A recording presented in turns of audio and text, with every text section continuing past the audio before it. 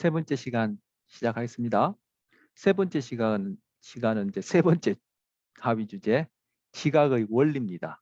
그럼 이전까지는 감각에 대해서 본 거예요. 근데 감각을 감각만으로 얘기할 수 없었죠. 우리는 뭐 다른 감각은 차치하고 시각에 국한해서, 그것도 지각에 관해서만, 시각에 국한해서 시감각에 관해서만 얘기를 하고, 그러면서 색깔에 대해서 얘기를 하게 되는데 자연스럽게 감각, 지각이 같이 상호작용하는 그런 내용을 다루게 됐어요. 그래서 그 감각, 그중에서 지금 시각과 관련해서 얘기하는 중에 자연스럽게 지각 얘기가 나왔는데, 그건 제가 첫 시간에 얘기했듯이 어느 부분부터 감각, 어느 부분부터 지각, 어느 부분부터 인지해서 딱딱 칼로 모자르듯이 그렇게 나눌 수 있는 것이 아니라 양방향적으로, 우리 교재는 한쪽 방향만 표시해놨지만 화살표가 양방향적으로 작용한다, 영향을 준다, 그런 얘기 했고요. 그래서 그러하고, 세 번째 이제 지각의 원리라고 해서 이제 지각 부분을 중심적으로 좀 더 많이 다루는데, 여기서도 색깔 지각, 우리는 벌써 색 지각은 감각 부분에서 시각 관련해서 해버렸어요. 근데 여기서 이제 지각이라는 이름을 다룰 때는 뭐 색 지각 했으니까 물론 다루지도 않지만, 여기서는 다른 여러 가지 지각, 우리 교재부는 운동, 움직임에 관한 지각도 있고 하지만 다른 건 차치하고 여기서는 형태, 즉 모양에 대한 지각만 다루겠습니다. 하지만 여기에 적용되어지는 그런 보편적 원리는 다른 형태가 아닌 뭐 움직임이든 또 다른 감각기관을 통한 또 다른 지각이든 다 적용됩니다. 자, 형태 지각. 우리는 모양을 어떻게 알아보지? 그에 관한 얘기입니다. 먼저 우리는 배경과 전경을 신속하게 구별하고, 그리고 바로 그 배경, 여기는 피겨, 형이라는데, 바로 그 전경에 대한 감각 자료들을 바로 조직화해서 우리는 인식하게 된다, 이렇게 생각한다는 거예요. 우리 첫 시간에 감각은 뭐다, 지각은 뭐다라고 교재 그 부분 정의해 놓는 부분 읽을 때 뭐 조직화를 통해서 통합하고 이런 얘기 있었죠. 바로 이제 그 조직화 또는 집단화라는데, 조직화 집단화가 어떻게 일어나는지를 여기서 이제 보는 겁니다. 근데 조직화 집단화 전에 먼저 우리는 무엇이 배경이고 무엇이 전경이고, 즉 무엇이 대상이고, 전경일 때 대상에 해당할 수 있겠죠. 그리고 무엇이 그 배경에 해당하는지를 먼저 구분한다라는 거. 자, 이거 보시면 이런 그림 많이 보셨을 겁니다.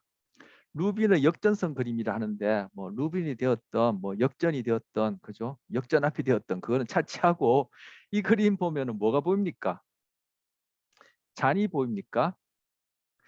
마주 보고 있는 남자 같진 않아요. 여자 두 분이 보입니까? 어디에 주의를 하냐에 따라 잔이 보일 수도 있고 마주 보고 있는 두 여자분이 보일 수도 있어요. 제 눈에 여자처럼 보이는데 뭐 또 여자가 아닌 어떤 다른 남자도 볼 수도 있고, 아니면 남녀가 지금 입맞춤을 하려고 하는지 뭐 그렇게도 볼 수 있겠죠. 지금 잔이 보이느냐 사람이 보이느냐, 아니면 사람이라도 여자로 보이느냐 남자로 보이느냐, 아니면 남녀가 입맞춤을 하려고 하느냐, 이렇게 보는 거는 뭐 바로 그 사람의 경험과 관련돼요. 어떤 경험이냐에 따라 이 어텐션이 달라져요.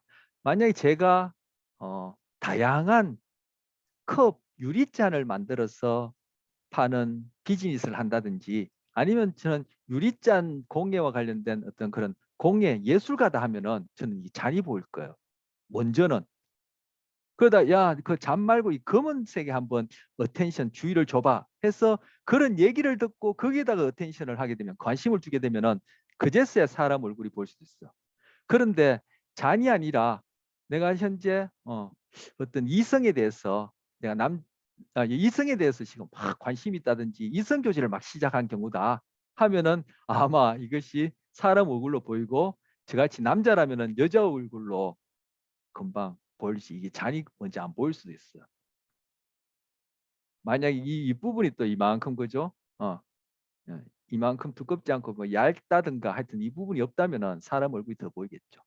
결국 무엇이 전경이 되고 배경이 되냐는 것은 이 물리적 자극, 대상에 의해서도 전경, 배경이 구분되지만, 보고 있는 내가 어떠한 경험, 선천적인 거 플러스 후천적으로 어떠한 경험을 갖고 있느냐. 달리 얘기하면 뇌 안에 이미 이러한 대상을 볼 때 무엇에다가 먼저 어텐션, 주의를 줄지와 관련된 뇌의 활동 패턴을 내가 갖고 있느냐에 따라 이것이 사람 얼굴이 전경이 되고 흰색이 배경이 될 수도 있고 흰색이 전경이 되어서 컵으로 보이고 검은색이 배경으로 보일 수 있는 거야.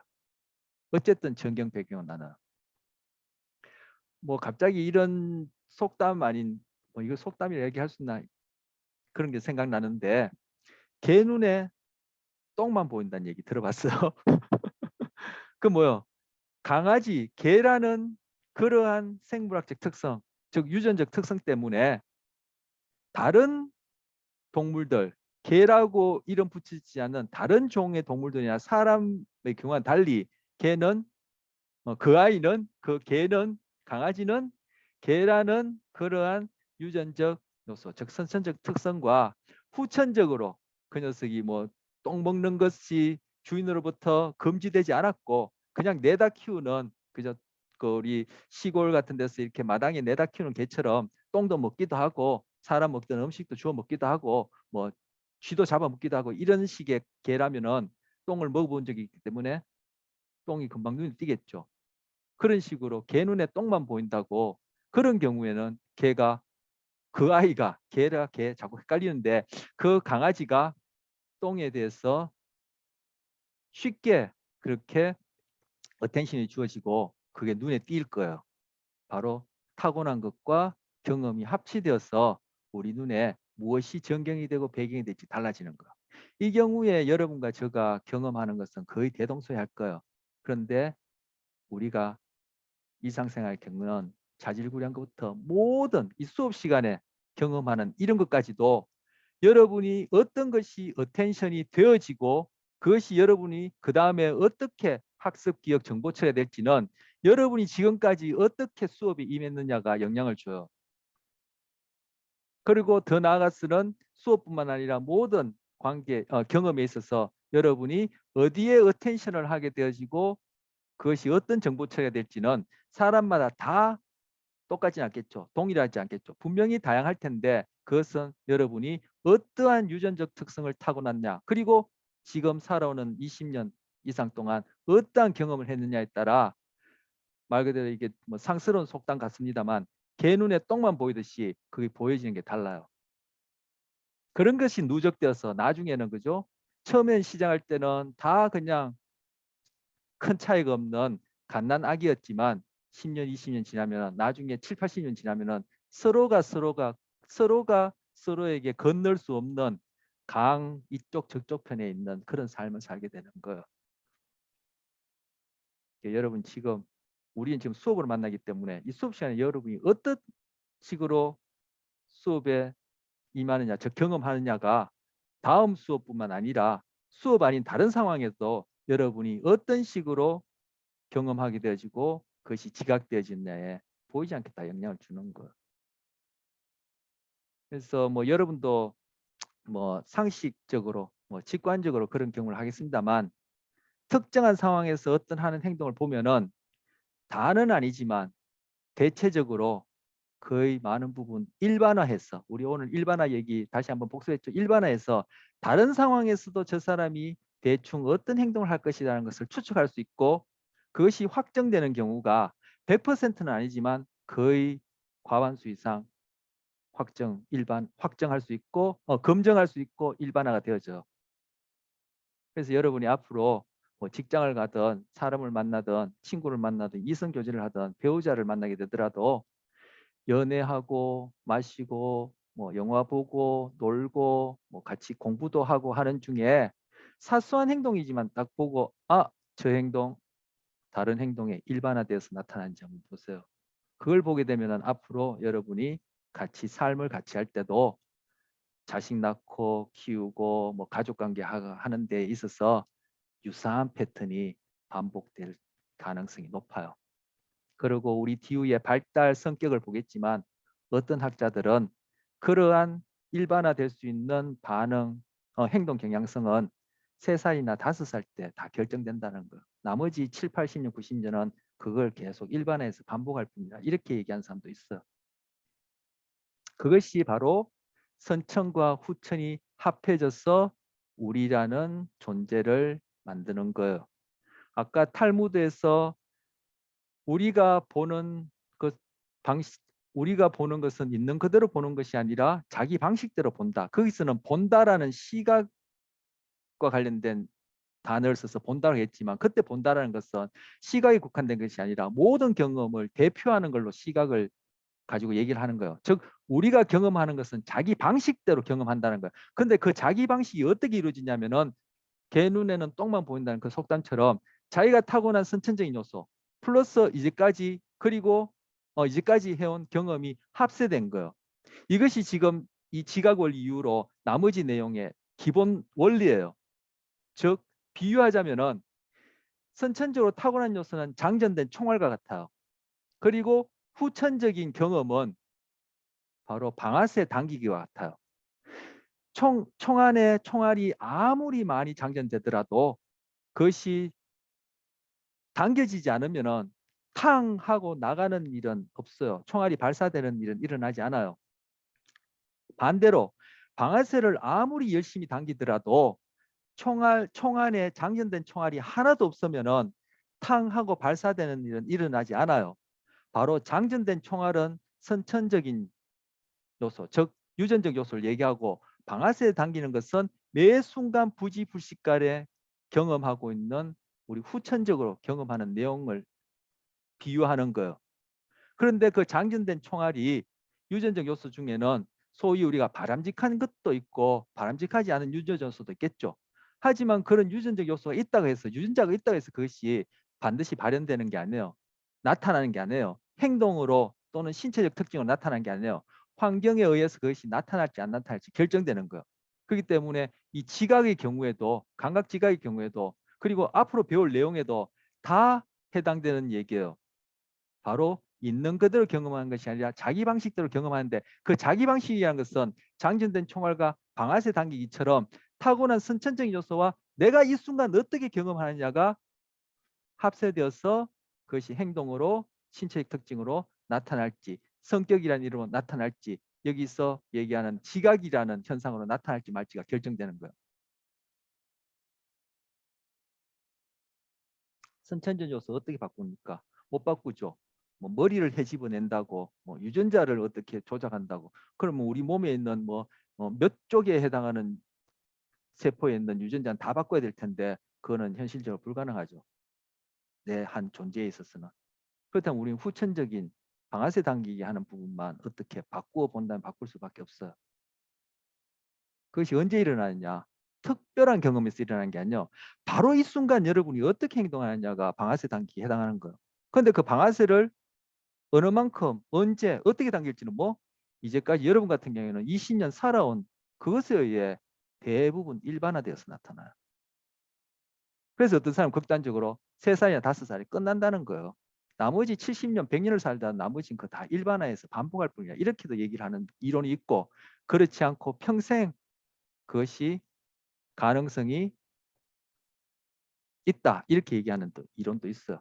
어쨌든 아까 플라톤 또는 중세 기독교에서는 우리가 경험하는 것은 이미 다 선천적으로 결정된 것을 반복할 뿐이다, 이렇게 생각하는 경우도 있고, 그에 대한 극단으로 경험주의자는 우리는 선천적으로 다 백지다, 그 백지 위에 어떻게 쓰느냐가 바로 우리 삶을 결정한다, 이렇게 얘기하는 양극단이 있는데, 아까도 얘기했지만 대부분의 진실은 양극단 사이에 있는 것처럼 바로 그 두 개가 상호작용해서, 즉 선천적 요소, 즉 유전적 요소와 후천적 경험, 이 매 순간 어떻게 여러분이 행동하고 경험하느냐가 합쳐져서 매 순간에 여러분을 만들어가는 거예요. 끊임없는 과정, 프로세스가 일어나는데, 상대적으로 앞에 했던 경험은 뒤에 어떤 행동이나 어떤 경험을 할지에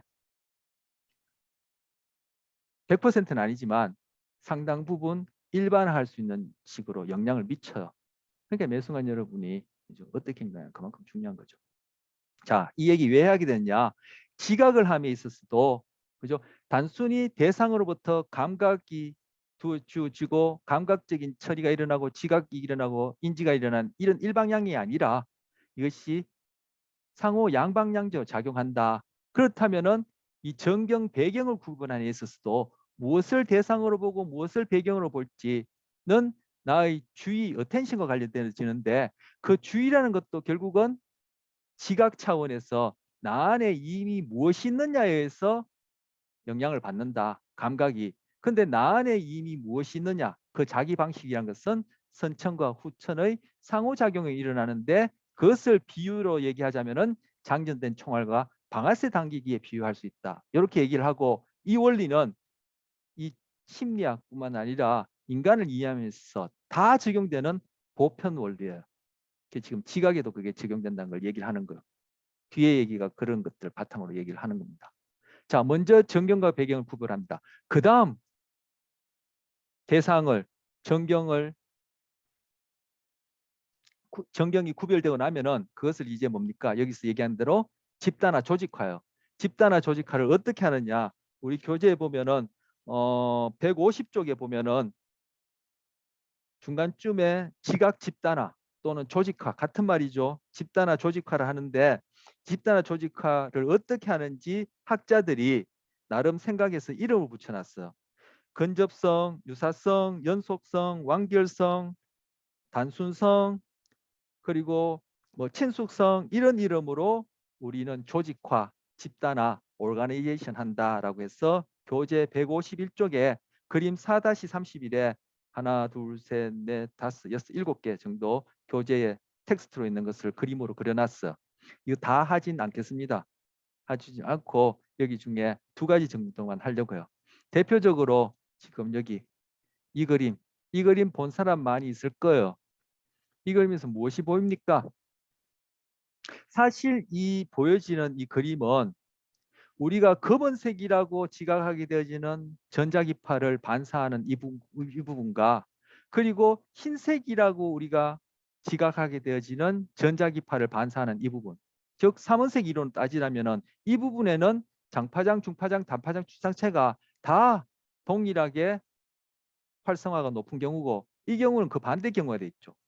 그러한 전자기파의 반사 패턴만 있을 뿐이에요. 그런데 여기서 우리는 뭐요? 나무가 있고 여기 뭐요? 달마시안 강아지가 있죠. 이 달마시안 강아지, 나무 차치하고 달마시안 강아지를 어떻게 지각하게 되냐는 거예요. 바로 경험 때문이죠. 달마시안 강아지를 한 번도 본 적이 없다면 여기서 달마시안 강아지 찾아내기 힘들어요. 아마 못 찾아낼 거야. 바로 우리의 경험에 의해서 지각 집단을 하는 거야.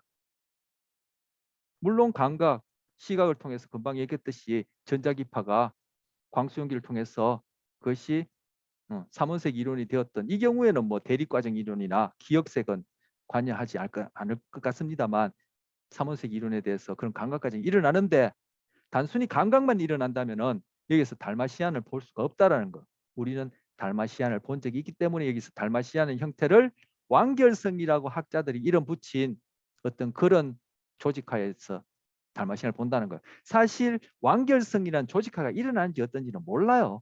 이건 뭐 우리가 현상을 설명하기 위해서 이렇게 하지 않겠느냐고 언어적으로 은유한 것이지 완결성이 우리한테 있는 건 아니라고 그렇게 생각해 볼 수 있어요. 어쨌든 제가 강아지는 본 적이 있어도 진돗개나 소위 그 농촌에서 마당에서 키우는 똥개는 본 적이 있어도 이렇게 점박이 달마시안을 본 적이 한 번도 없다면 저는 여기서 달마시안을 못 봐요. 바로 이것이 지각의 집단의 원리예요. 우리 앞서 심리 학파 중에 게슈탈트 심리학이라는 거 있었어. 형태주의 심리학. 이거 뭐에 대한 반론으로 나왔죠? 바로 분트의 요소주의, 환원주의, 구성주의에 대한 반론으로 나왔죠. 분트의 요소주의, 환원주의는 우리가 의식하는 그 경험의 원자와 같은 요소를 찾아내고 그걸 합하면은 우리의 다양한 의식 경험을 설명할 수 있다. 그 요소로 나눴단 말이에요. 그럼 만약에 이 달마시안 같은 경우에 분트주의로 얘기하자면 그냥 점밖에 없어요. 이 점도 모양이 뭐 그죠 뭐 들쑥날쑥한 큰 것도 있고 뭐 길쭉한 것도 있고 뭐 하여튼 점밖에 없어요. 그러면은 분터의 그런 요소주의 환원주의 생각하자면 이건 그냥 점이 무질서하게 있는 것이 여기서 어떻게 달마시아를 지각해요. 그런데 형태주의는 뭐라 그랬어요? 우린 그렇게 요소 원자를 합쳐놔서 그것이 뭐 1 더하기 1이 2가 되는 것처럼 그렇게 지각하는 것이 아니다. 바로 우리는 전체적인 맥락, 전체적인 패턴을 본다. 라고 해서 바로 형태주의적 입장에서 우리의 의식 경험을 얘기하는 한 예가 바로 이 그림이 될 수 있는 거예요. 근데 이 그림을 우리가 이 형태를 여기서는 이제 게슈탈트를 형태주의라 얘기했고 우리 지금 형태 지각, 지각의 여러 가지 원리 중에 다른 지각도 있지만 형태와 관련해서 즉 모양과 관련해서 지각할 때 이 달마시안 모양을 어떻게 우리가 알 수 있지? 바로 감각 과정도 있지만 여기서 반사된 것을 우리가 감각하는 과정도 있지만 이미 우리 안에 그죠? 어떤 경험에 의해서 지각이 이것이 영향을 줘서 이러한 형태를 인식, 지각하고 달마시안이라고 알아보는 것을 학자들이 여기다가 완결성해서 지각 원리, 지각 집단화 원리 중에 완결성에 이름 붙인 거예요. 실제 완결성이라고 완결성이 있는 건 아니죠. 우리가 그냥 현상에 대해서 뭐라고 불러야 되니까 이름 붙인 거죠.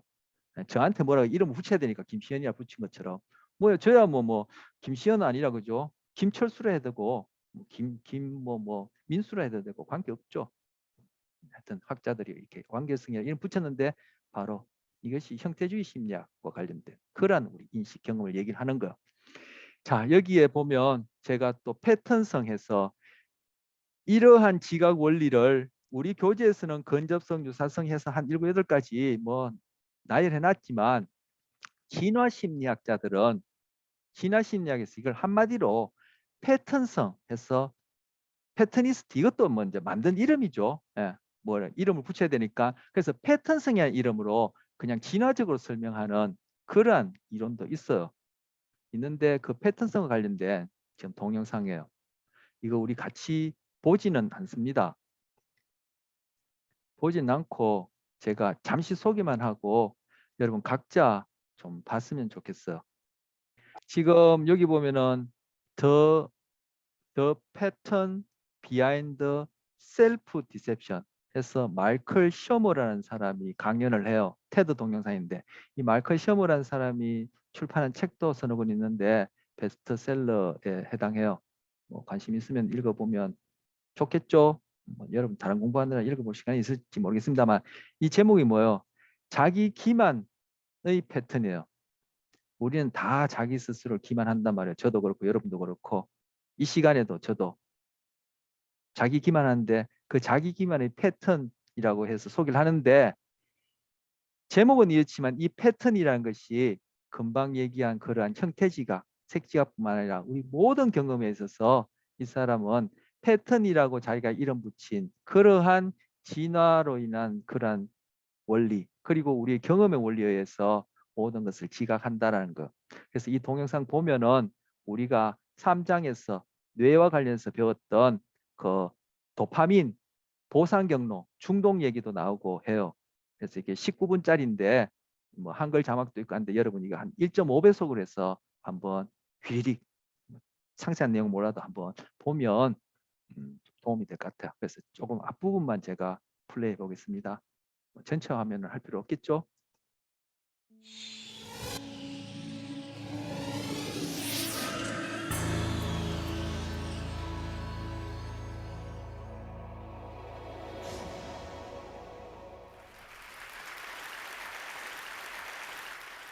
So since I was here last in 06, 네. we discovered that global 자, climate 아무튼 difficult, it's 들어가서 uncomfortable to air, is especially in 띄엄띄엄 split. 제가 뭐 그림 This is an 나오는데 experiment done on subjects. This 네, is 이런 graded 것들 image, 어떻게 and then 지각하느냐 this is dopamine. 도파민 And 얘기도 나오고 dopamine, I think, changed conflicting pattern 이런 거 detections. You know, 지각 of course, this is via Uno shoes.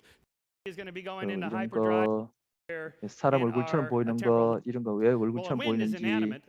Soul, spirits, ghosts, God. This is also, I think, the basis of conspiracy.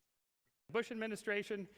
Do you have any problem 그리고 이 마지막 kissing our 영상도 models today? 재밌어요. You wouldn't? No. You think 이게 지금 미남 남자 배우들과 키스하는 줄 알았는데 알고 보니까 원숭이가 하는데 이 사람들 눈을 가리고 있어서 자기들은 미남 남자 배우랑 키스하는 걸로 그렇게 입맞춤하는 걸로 착각해요. 다 이런 식으로 자기 방식대로 본다는 거죠. 그래, 우리는 자기 방식대로 우리 스스로를 끊임없이 기만하고 속이고 있다라는 거예요. 자, 근데 그게 이제 자기 기만이 결국은 뭐 나는 내 자신만 기만한다. 그렇게 안 되거든요. 그게 결국은 자기 기만한다는 것은 내 주위 사람과의 경험 그리고 주위 사람들을 기만한다는 얘기예요. 그래서 우리의 그러한 경험을 가지고 객관적이고 타당한, 즉 신뢰롭고 타당성 있는 결론을 끌어내기가 힘드니까 그런 과학적 방법을 통해서 우리가 이해하는 것이 세상도 타인도 나 자신도 좀 더 타당하게 객관적으로 이해할 수 있지 않겠느냐 해서 학문적으로 하는 것이 심리학이다 이렇게 얘기할 수 있는 거예요. 그렇게 해서 그러한 사고 행동하는 훈련을 기르면 내가 좀 더 다른 사람한테 신뢰롭고 타당한 그러한 사람이 되겠죠. 그러한 행동이나 그런 삶이 되겠죠. 그렇다고 해서 저는 뭐 과학만이 전부다, 과학주의다 이런 걸 얘기를 하는 게 아니에요.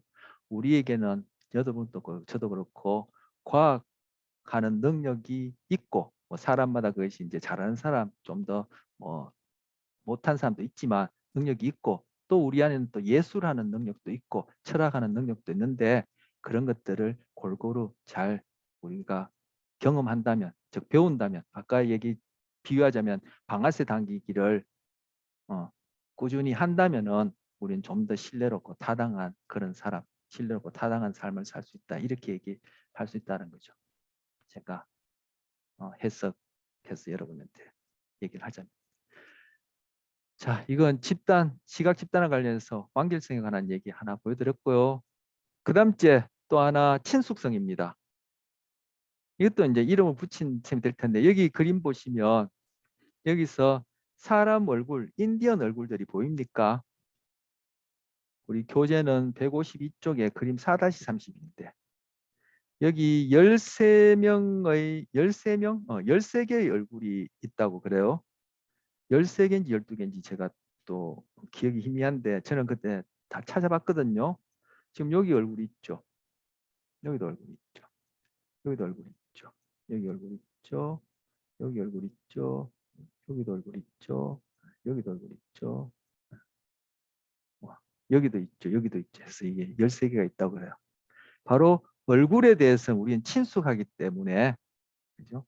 바로 쉽게 우리는 찾아낼 뿐만 아니라 얼굴이라고 대상을 지각한다는 것.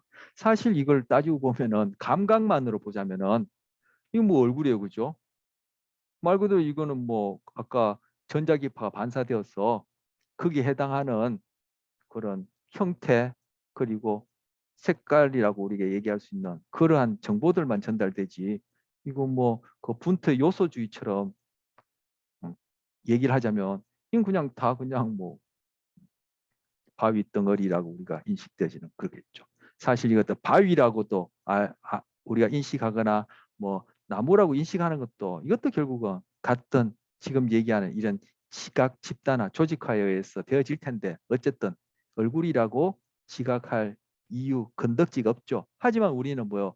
이 얼굴이라고 지각하게 되는 것은 지각 집단화 중에 학자들이 친숙성이라고 이름 붙인 그런 원리에서 되어진다는데 이 뭐 친숙성 얘기하는 것은 제가 보기에는 좀 너무 저 같은 입장에서는 좀 안 와닿고 억지스럽고 아까 마이클 시어머가 얘기하는 패턴성 그걸로 설명하는 것이 더 보편적으로 여기서 소개하는 여러 가지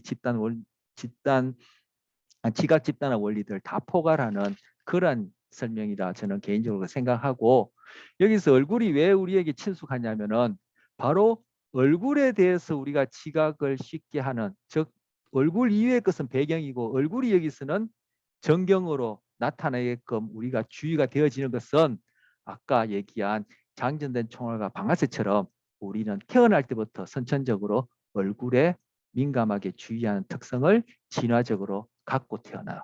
그게 뒤에 슬라이드에 마련된 내용 중에 바로 지각 능력에 관한 논쟁 부분이에요.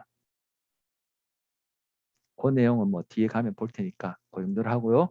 자, 그다음 지각의 원리 중에 이러한 현상들 봤는데 우리가 이 형태를 알아볼 때 형태 지각과 관련된 내용인데 얘는 형태 제인이라 얘기했는데 제인이라는 것은 그걸 알아본다는 거예요. 이 경우에 이것이 얼굴이다. 이것이 달마시안 강아지다라고 이렇게 알아보는 것. 그 모양, 형태를 알아보는 것은 어떻게 되어지지 해서 이론이 세 가지 있어요. 첫 번째 이론은 형판 이론이에요. 예를 들어서 우리가 A를 볼 때 우리 안에 저장되어 있는 A와 똑같은 형판이 있어서 그거 비교해보고 그 두 개가 똑같으면 우리는 A라고 알아본다는 거. 우리 안에 달마시안이라는 어떤 정보가 저장되어 있어서 그 달마시안과 이거 보고 있는 것이 똑같이 일치하면은 이게 달마시안이구나 하고 알게 된다는 거예요. 이게 형판 이론이에요. 어때? 그럴듯한가요? 그 이만하도 이제 오래된 옛 이론인데 타당성이 상대적으로 없죠. 우리 안에 이런 형판을 만들려면 그럼 우리가 그죠? 지금까지 여러분이 20, 30년 뭐 20, 30년까지 안 하더라도 한 4, 5년만 되더라도 그 아이들이 알아보는 세상의 모든 형태에 관한 것 우리는 지금 형태만 얘기하면 색깔까지 합치다면은 그리고 움직임까지 합치자면은 저것이 무엇이다라고 알아보게 되는 재인하게 되는 거기에 대한 형판을 매년 매 시간 수십 수천 수만 개를 우리는 갖고 있어야 돼요. 말이 안 되죠. 여러분 같으면 지금 이 형판이 도대체 뭐 몇 천 개, 몇만 개 글쎄요. 셀 수가 없어요. 그럼 경험할 때마다 새로운 형판을 만들어야 된다는 얘기인데 이게 그죠. 그 당시에는 이게 이론으로서 먹혔으니까 지금 여러분 생각에 이것이 안 맞다 싶으면 여러분이 그만큼 그 시대보다는 여러분의 지성이 그죠. 부시부시간에 많이 듣고 배워서 그때보다 지금 여러분 이제 지성이 더 뭐랄까 우위라 할까 뭐 그렇게 생각할 수 있을 텐데 어쨌든 이 형판 이론이요. 자 그러면 건너뛰어서 2번은 좀 있다고 3번 원형 이론 보죠. 원형 이론 뭐냐면은 특정 대상의 원형 즉 프로토타입이 있어서 그것하고 비슷하면은 알아본다라는 거예요. 자 아까 형판 이론대로 하자면은 달마시안이 이렇게 고개 숙이고 냄새 맡는지 뭐 똥을 먹는지 뭐 하는지 모르지만 이게 고개 숙이고 있는 경우도 있고 달마시안이 막 달리는 경우도 있고 달마시안이 엉덩이와 뒷다리를 땅에 붙이고 앉아 있는 경우도 있고 여러 가지 형태의 달마시안이 있겠죠. 그러면은 형판 이론대로 하자면은 그 달마시안의 자세마다 형판들을 다 지니고 있어야 돼요. 그러니까 그 형판의 숫자가 얼마나 많겠어요. 한 서너 살만 된다 하더라도 이 세상에 뭘 알아볼다고 할 때 그러니까 형판론이 참 타당성이 없는데 원형 이론은 뭐냐면은 달마시안의 가장 전형적인 모습 달마시안이라고 하면은 누구나 생각할 수 있는 가장 전형적인 형태의 원형만 갖고 있고 그것과 비교해 가지고 그것이 앉아있던 누워있던 엎드려있던 달리고 있던 서서 있던 죽은 달마시안이든 간에 비슷하기만 하면 달마시안을 알아본다는 것이 원형 이론이에요. 이게 바로 플라톤의 이데아 이론이에요. 이것도 형편없다. 글쎄요. 이 이론을 뭐 제기한 분을 생각하면 제가 감히 형편없다 소리 하긴 그렇지만 이것도 타당성이 없죠. 그런 형판을 다 지니고 있어야 하니까. 만약에 원형을 지니고 있어야 되니까 죄송해요. 제가 형판 원형을 막 뒤섞어서 얘기했는데 원형을 지니고 있어야 되니까. 그런데 형판 이론이든 원형 이론이든 이게 맞다면 만약에 저나 여러분이 태어나서 생전 처음 보는 대상을 보게 된다 하면은 그걸 어떻게 알아봐요? 형판도 없고 원형도 없는데. 그죠? 그러면 원형 이론을 가지고 설명하자면은 플라톤의 이데아를 빌어와서 생전 처음 보는데 그것을 무엇인지 알아본다, 알 수 있게 되는 것은 바로 이데아에 있던 영원 불변한 정신이 나에게 있어서 바로 본유관념, 선천적인 어떤 관념에 의해서 우리는 알아보게 된다. 아니면 중세 기독교, 기독교도 얘기하자면은 신이 우리에게 그걸 알아볼 수 있는 그런 어떤 관념을 줘서 알아보게 된다. 이렇게 설명을 해야 되는 거예요. 타당성이 저는 없어 보이는데 여러분은 어떤지 모르겠어요. 형판 이론 같은 경우에는 그죠? 내가 이미 형판이 없는데 생전 처음 보는 것을 무엇과 어떻게 비교해요? 그럼 생전 처음 보는 것은 못 알아본다는 얘기예요. 그럼 이건 뭐예요? 알고 있는 것만 안다는 얘기가 되거든요. 논리로 따지면 이것도 좀 타당성이 없죠. 자, 여기서 소개하는 건 세 가지인데 바로 그 중에 하나 속성 탐지 이론이에요. 이것보다 또 재인 이론이 있을 수도 있고 뭐 계속 이제 학자들이 또 이제 발표를 하겠죠. 근데 우리 교재에서는 세 개만 소개하는데 그 중에 이것이 가장 타당성이 있다고 여겨지고 우리 3장에 배웠던 뇌 연구와 관련해서도 이러한 특성들을 발견하고 있고 발견되었다고 알려져 있어요. 속성 탐지 이론이에요. 예를 들어서 A를 본다고 할 때 이 A는 두 개의 사선과 하나의 수평선이라는 어떤 기하학적인 그러한 속성, 그죠? 핵심이 되어지는 그런 속성, 그걸 우리가 신경계에서, 즉 신경세포들이 결국 활동전이와 신경전달물질밖에 없지만 활동전이와 신경전달물질을 통해서 뇌의 특정 부분들에서 특정한 신경세포들이 이러한 특성이 있을 때는 활동전을 일으키든가 적게 일으키든가 어떤 식으로든 그런 활동 상태가 변하고 예를 들어서 B라고 하면은 그죠? 두 개의 곡선과 하나의 직선이 있으면은 또 다른 부위의 또 다른 뉴런 그룹들이 거기에 해당하는 또 다른 활동 패턴을 보임으로써 그러한 특성을 정보 처리하여서 우린 결국 지각하게 된다. 이렇게 얘기하는 게 속성 탐지 이론이야. 이것이 그래도 가장 타당성이 있고 신경과학적인 증거는 있는데 이것도 그죠 뭐 우리의 그런 지각을 다 설명하기에는 보충되어지거나 수정되어지거나 아니면 나중에 뭐 폐기될 수도 있겠죠. 현재는 그런 이제 소위 과학적인 그런 자료들이 있는 그런 이론이에요. 이 세 개 중에는 상대적으로 이게 타당성이 있다고 보여지는 거죠. 네.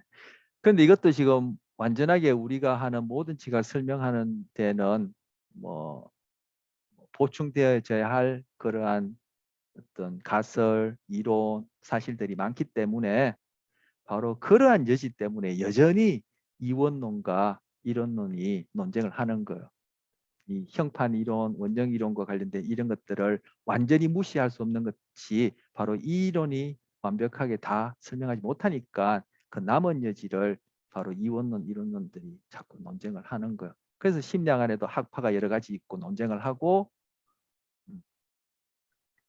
그렇게 뭐 대표적으로 그런 의식을 중심으로 다루고 정신 이런 것들이 행동의 원인이라 생각하는 그런 류의 어떤 심리학과 행동주의, 소위 스트롱한 과학적 입장을 주장하는 그런 행동주의 입장이 심리학 안에서도 계속 끊임없이 논쟁을 하는 거예요.